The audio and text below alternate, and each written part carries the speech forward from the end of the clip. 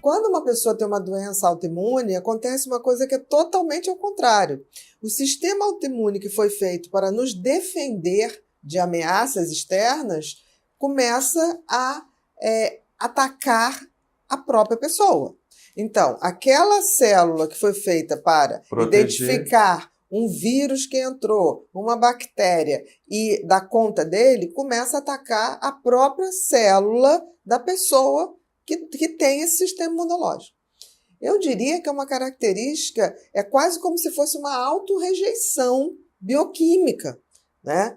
E a gente vê que uma doença autoimune, é claro que tem um componente genético, mas ela sempre, antes de abrir, ela está muito relacionada a uma pessoa que tem muito pouco autocuidado consigo, que é uma pessoa muito autossabotadora, que pensa em todo mundo, mas que não se cuida no sentido assim emocional, são pessoas que estão sempre apagando os conflitos, são aqueles arrimos de família, mas que pensam muito pouco em si. Então, em geral, é quase como se fosse uma depressão desse organismo. É como se tivesse enlouquecido o sistema imunológico. E ela é tomada num susto, porque de repente o sistema imunológico pode atacar a pele, pode atacar o rim, pode atacar o intestino. Então, tem gente que tem doença autoimune como... Pode. O lúpus, a gente fala muito do lúpus da pele, mas ele pode atacar o rim, pode atacar o fígado, a própria doença de Crohn, né, que ataca o intestino, começa com diarreia sanguinolenta. Então, assim, uma doença autoimune é sempre muito grave, porque ela não é localizada em geral, porque é o sistema imunológico que dá conta de todo o organismo. Então, ele pode atacar vários órgãos. É sempre muito ruim, porque você começa a ter que tomar remédios para adormecer esse sistema imunológico. Só que tem que se adormece... Não é para sempre, porque geralmente a doença autoimune ela cursa em ciclos, né? Ela tem altos e baixos, graças a Deus, e tem o tratamento para manter.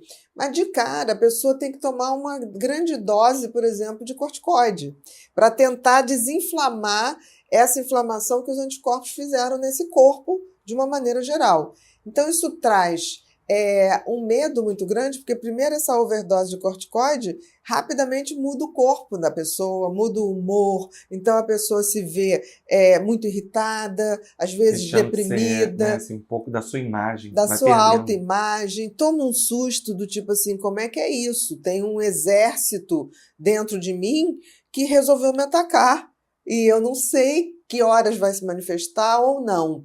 Mas eu diria o seguinte, que quando a gente sabe que tem uma doença autoimune, eu acho que a primeira coisa, claro, é o tratamento com um especialista, mas a gente tem que ter uma ideia, é o seguinte, que o que levou àquela doença, ao deflagrar daquela doença, foi um acúmulo de coisas. Essa pessoa não vinha em harmonia, não vinha com uma saúde mental bacana, mesmo que ela não percebesse.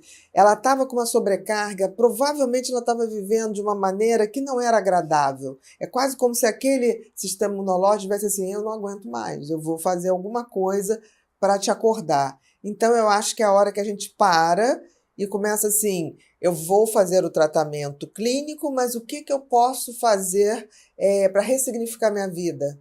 Onde eu deixei de me ver, onde eu me sabotei, onde eu fiz um exército inteiro que foi feito para me proteger e me atacar.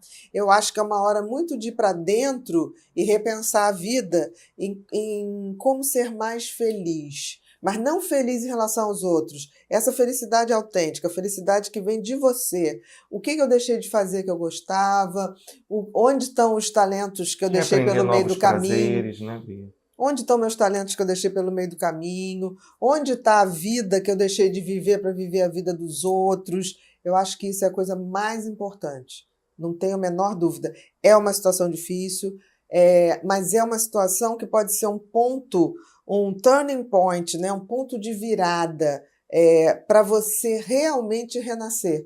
Eu já vi pessoas que depois de doença autoimune começaram a ter uma vida muito melhor que antes, começaram a se importar muito mais consigo mesmo, começaram a levar uma vida que elas gostariam de ter levado, claro, não de forma irresponsável, e controlaram a doença autoimune com muita tranquilidade. Mas já vi gente que também que não percebeu que não é só uma questão de tomar o remédio para parar de se auto-atacar, não fizeram essas mudanças e a vida passou a ser um ciclo de crises repetitivas, a ponto da pessoa ter que não só mais o corticoide, mas ter que tomar, hoje se fala de imunossupressores, tomar agentes biológicos, então assim, complicando no sentido de ter que estar sempre usando mais e mais coisas. A primeira pessoa da nossa vida tem que ser a gente, sem maltratar ninguém, mas assim, não dá para ficar passando por cima da gente.